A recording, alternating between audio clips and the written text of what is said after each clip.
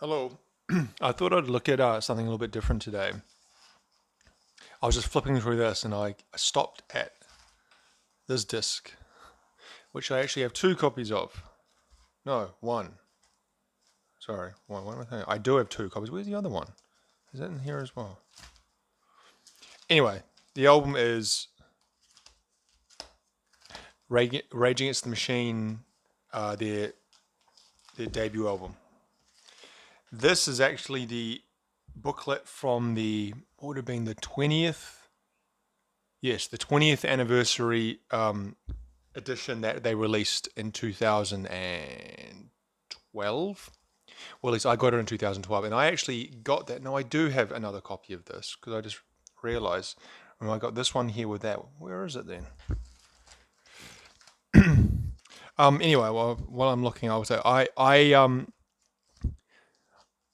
I think like a lot of people from my generation have got a long history with this album. Oh,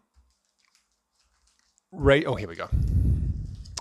This is the 20th anniversary, which is a black, and this is the original. Was it 92 release? Um, Rage Against the Machine were kind of in that whole early 90s alternative music explosion, but they were obviously very different sound wise from almost everything else, or at least in the guitar side of things. Obviously, there were other hip hop groups that were kind of coming about around about that time as well, like Cypress Hill, and I guess the Beastie Boys have been going for a while, and some others that I'm not as familiar with. But I kind of associate them with that whole early 90s grunge alternative music. Obviously, like I said, they're not sound wise, they weren't the same. But and so I remember that name being thrown around a lot, like in at school, like you heard Rage Against the Machine, Rage Against the Machine, this, Rage Against the Machine, that. And I think the first song I ever heard of theirs was Bomb Track, which is track number one on this. And I only heard the main guitar riff, do do do do do do do do, and they played it on a countdown single show that used to be on Saturday mornings. They had the top 40, and they wouldn't play all 40 songs from beginning to end. They would pick out selected ones. I think they would usually play the top 10 from beginning to end, but then from 40 through to 11, they would kind of just pick out random ones and play the whole song. But the other ones, they would just play like a 10, 20-second snippet, and they would show just an image on the screen. And I remember, actually, I'm not sure. Actually, I can look at that now. The Bomb Track, the song, had obviously got onto the New Zealand Top 40 Singles chart, and so they played a snippet of it. And I remember the image they used was from the single, which I eventually owned, the Kiss single, the cassette single, which was a yellow and red and black image of Che Guevara. The famous Che Guevara image, but it was slightly colored, changed. It was kind of more just like the contrast, like of the black and the red or something like that, with a bit of yellow on it. But anyway, I remember that was shown as the background, and they played that kind of main riff, number 38, Rage Against the Machine, Bomb Track.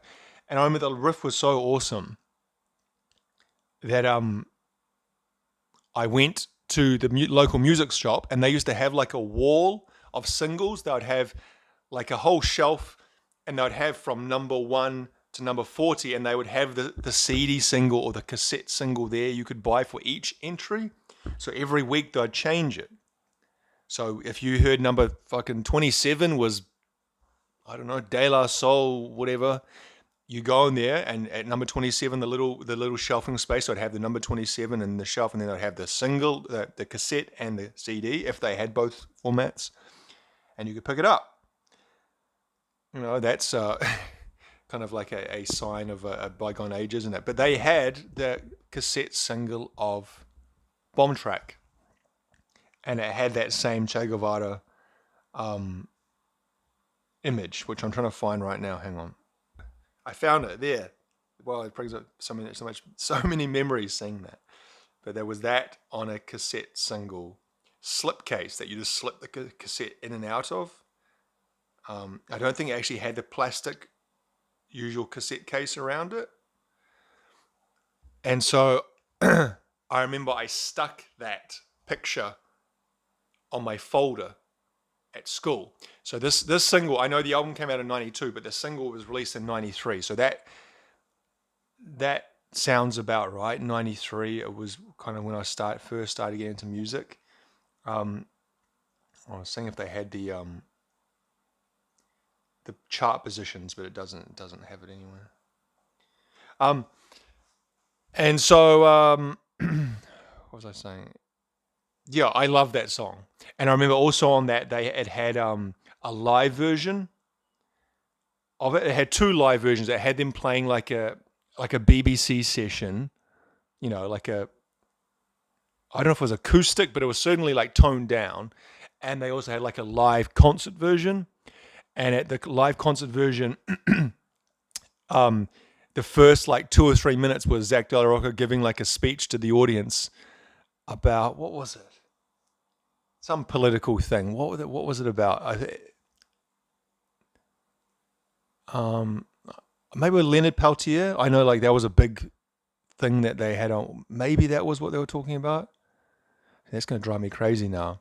But I remember in the speech that one thing I always remember, he called Bill Clinton Dixiecrat Clinton. And at the time, I didn't know what a Dixiecrat was. I thought he said Dixie crap, like an insult. But having learned a little bit about American history when I was at university and reading myself, I learned what a Dixiecrat was, like a kind of a Southern Democrat, and why Zach De La Rocca called him that. And so after that,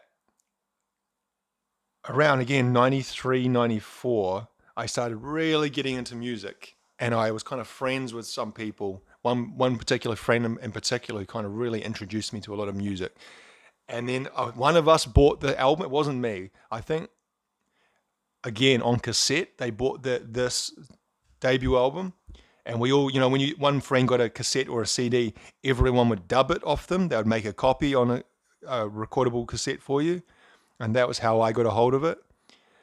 And it was, just all the swearing was, when you're a kid, it was like so cool, fuck you, I won't do what you tell me, and all that kind of stuff.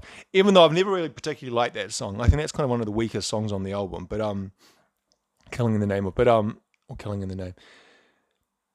But it was just, it was such a great album. And then another friend had a VHS, and it had what did it?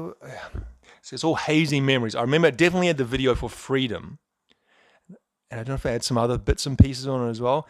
But again, I remember being at his house and watching that video for Freedom. And that video focuses on Leonard Peltier, the American Indian. I know that's not the correct terminology nowadays, but that's what it was, the AIM, American Indian Movement, which he was a part of. And he was convicted of killing 2 FBI agents. And some people would say that he was unfairly or incorrectly convicted, that he was innocent. And so there was that whole video of Freedom kind of goes through his whole story, and it has kind of this running text across the line at the bottom of the screen kind of explaining it, and then showing images of them playing live, but also images from AIM and Leonard Peltier and stuff like that. And not wanting to get into politics too much, but I don't know, that it had quite a big impact on me as a pretty young man. I was like 13 or something at that time. And I wouldn't say it kind of pushed me one way or the other way, but it certainly opened my eyes. Being, this is the 1990s, living in little old New Zealand and not really knowing anything, being a 13-year-old kid, but it kind of, the idea of kind of an unjust situation, or of a someone being arrested or found guilty or in prison for some reason, whether he is or not, I don't, that's not for me to say, but just the concept that these things exist, it kind of was quite eye-opening. I'm now looking back in retrospect. Anyway, I listened to this album to death. And it's over 30 years old now, and it is an absolute classic album from first to last. There isn't a bad track on the album. Looking at the track listing here, Bomb Track, which like I said is my introduction to them, awesome riff. Killing the Name, which is an iconic song. Whether like I said, I think it's kind of one of the weakest songs on the album. I find it a bit repetitive. Take the Power Back. Again, the riffs are so awesome throughout the album. Settle for Nothing. Over the years, I kind of waxed and waned on that song. I remember when I was a kid, when we could bring a song to music class when I was at school, and you were allowed to play one song for the class. And I think there was a rule you're not allowed to have any swearing. But anyway, I remember I chose to play Settle for Nothing. I don't know why. I must have really liked that song when I was like 13 or 14. But if I had to choose a song now, that probably wouldn't be the song I'd choose. But it's about like a gang, the idea of why a young Hispanic and I guess also African American men join gangs. From what I remember, Bullet in the Head, maybe my favorite song. Know Your Enemy, great lyrics. Wake Up, great song. Fistful of Steel, Township Rebellion, both great songs, but kind of for me, the songs that were kind of all the other ones I've just named are the top tier. Those two songs always felt like second tier songs on the album. I'm not sure why. And Freedom, again, it's kind of hard to pick a best song on this because they're all classic songs, but brilliant song as well. And so as I got older, and I guess your politics does come more into focus as you get to your late teenage years, and I guess again I kind of want to talk about that too in depth because it just kind of people get pissed off either way, but I can't really overemphasize how much that this album has been present in my life from like a young age until today. And it just sounds as good today and as undated today as it did in 1992 or 1993, whenever the first time I heard it. Now, like I said, on the 20th anniversary in 2012, I won this on a radio station. I think I've told this story before. It was just before I left New Zealand to go. I was going to work overseas for a while. And it was like 2 weeks before I was leaving. And I was sitting in my, voice break, sitting in my car listening to the Radio Hauraki. And Mikey Havoc, who is if you're not from New Zealand, you won't know who he is. But he is, again, someone who's kind of tracked through my life in another way. Like from when I was young through my teenage years, he kind of seemed to be an omnipresent figure. But anyway, he was the DJ on Radio Hauraki evening show for a period there. And whatever, I can't remember, I think he was the first person to call through would get it. And so I called up and I got it. And I was like quite, surprised because I've won a few things on the radio in the past, but still, you're still surprised. And I had a short chat to Mikey Havoc. And I remember telling him my address because he's from the same area of Auckland City that I'm from. And it's hard to explain his sense of humor, but when I said it, I can't. Anyway, not really important. And they sent this out, and I got it. So it's actually nothing particularly special. This special edition. There was no bonus disc. It was just all on the one disc. Where does it say? It has a few live renditions from what I remember, which is always or I should say, not always. I should say, rarely is it really anything worth it, is it? Having live versions of tracks.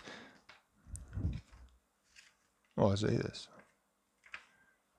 So we've got to Freedom number 10, and then I say, yeah, 11, 12, 13. So we've got live version of Bomb Track. I wonder if that's that one. Maybe it is. Maybe I've listened to, I can't actually remember. I haven't probably listened to this version for a couple of years now. Bullet in the Head, live, and Take the Power Back, live from 93, all from 1993.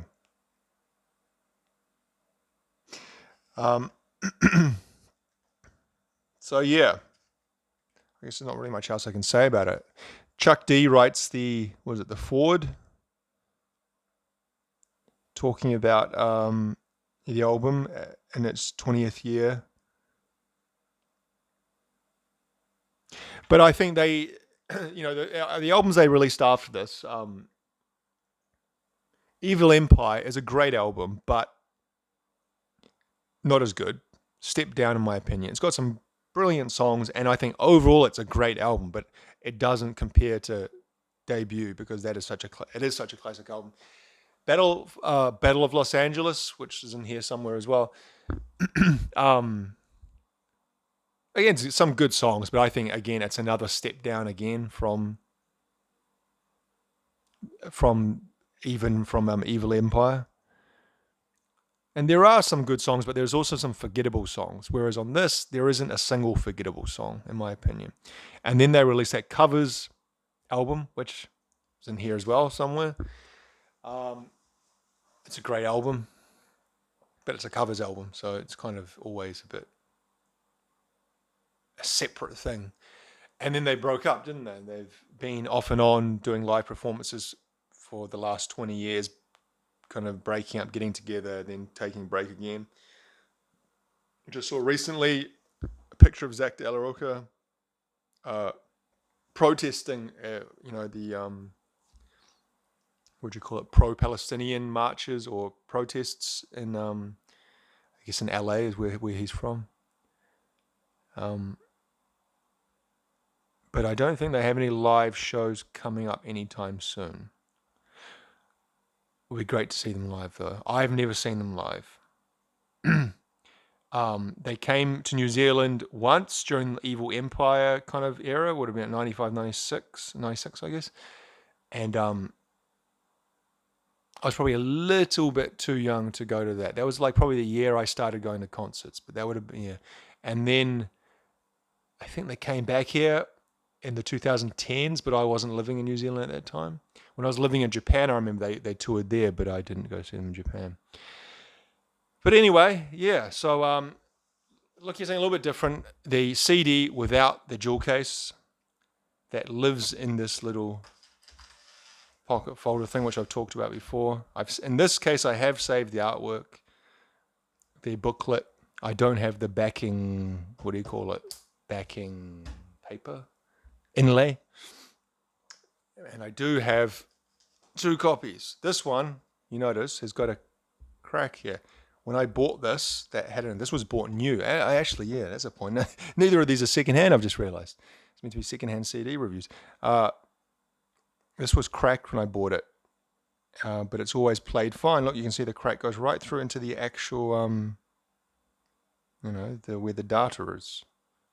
But it's never had an issue playing. Anyway, Rage Against the Machine. We'll leave it there. Thank you for watching, listening.